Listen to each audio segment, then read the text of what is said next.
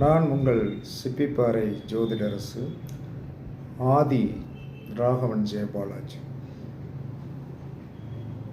சூரியனுடைய ஆதிக்கத்தில் இருப்பவர்களுக்கு அடிமையாக இருக்க பிடிக்காது.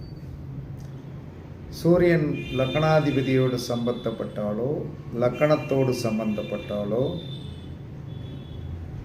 கண்டிப்பாக சூரியனுடைய ஆதிக்கத்தில் இருப்பவராக மாறிடுவாங்க.